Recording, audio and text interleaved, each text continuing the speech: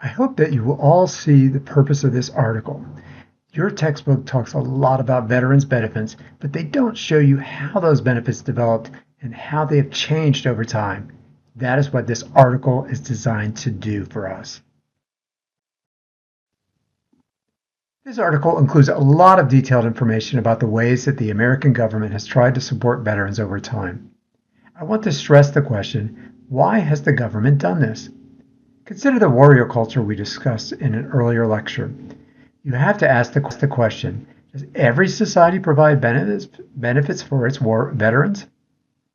Is the American government generous enough, or is it not generous enough with its support of veterans?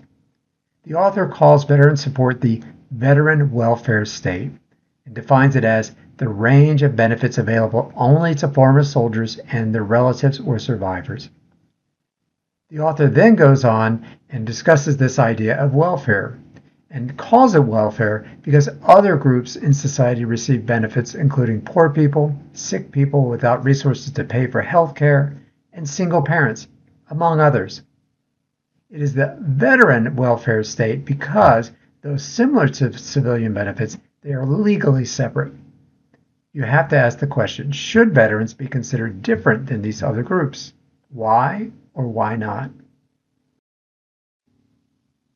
If you get anything out of this article at all, it should be that the American government has supported veterans going back to the Revolutionary War. Do you remember your American history? If so, you should know that early in American history, there wasn't much of a federal government at all, let alone taxes to pay for things like national defense. Even during this time, however, the U.S. government honored veterans by providing things like pensions for injured soldiers and land grants, especially in the new western territories of the country.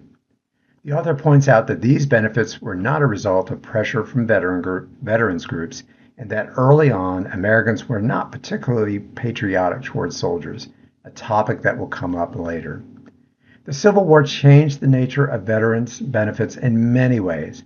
Notably, there was a massive expansion of those benefits. The variety of benefits expanded as well. They included things like homes to care for old and indigent veterans, and job preferences for veterans also started. It was the first war in which the benefits for veterans outcost the war itself. The Civil War also produced a growth in veterans' interest groups like the Grand Army of the Republic, which advocated for veterans' rights and benefits. And it worked.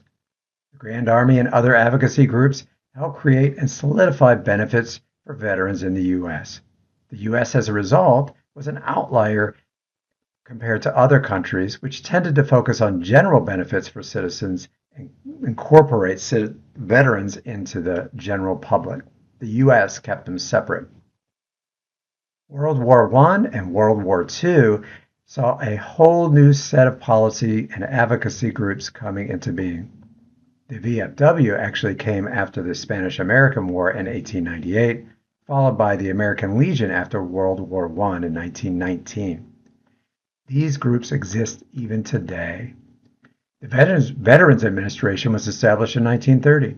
This was a big year for veterans and veterans benefits because it became the single largest source of benefits for veterans. World War II was important because it almost solidified veterans' rights by state-sponsored resources. It also is associated with the development of the GI Bill, which provided money for veterans to attend college. It is generally thought that the GI Bill gave access to the middle classes for a lot of working class people who served in World War II. This was a huge thing, not just for veterans, but for the country itself.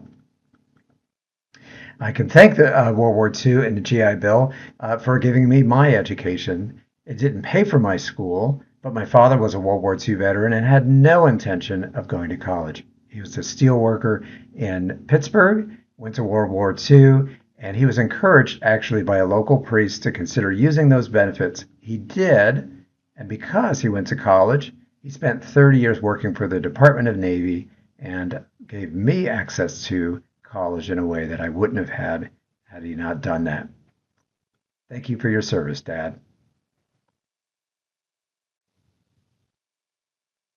Reading this article, I hope that you can see that America's relationship with veterans is unique in size and scope. In terms of size, we spend more money than most other nations caring for our veterans. In terms of scope, we do benefits different than other countries, separating care of veterans from the civilian population and providing a large array of benefits.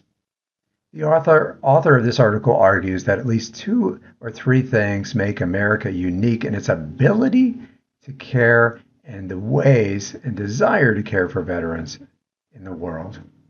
In terms of ability, he argues the American government and economy are generally good compared to many other nations. Think about the last 200 years. There's been ups and downs, but compared to many other nations, we've had more ups than downs. A poor, unstable country can't provide anyone benefits, let alone veterans. America has been successful in many war efforts as well. The wars have been costly, but since they occurred overseas, they didn't have direct impact on the American economy and infrastructure. No burned out buildings or destroyed landscapes.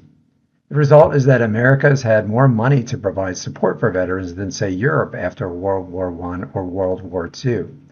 In terms of the desire to support veterans, the author also argues that America has been relatively successful in its wars. We're on the winning team. Hence, it's a little easier to support the team that is winning. America's also been very isolated and having relatively few casualties and especially very few civilian casualties. This both helps motivate civilians to support veterans, but also helps separate the military from society, hence why American military benefits are separated from civilian benefits. The author also argues that the use of the draft over the years has helped America see the connection to the military in a way that we wouldn't see without the draft.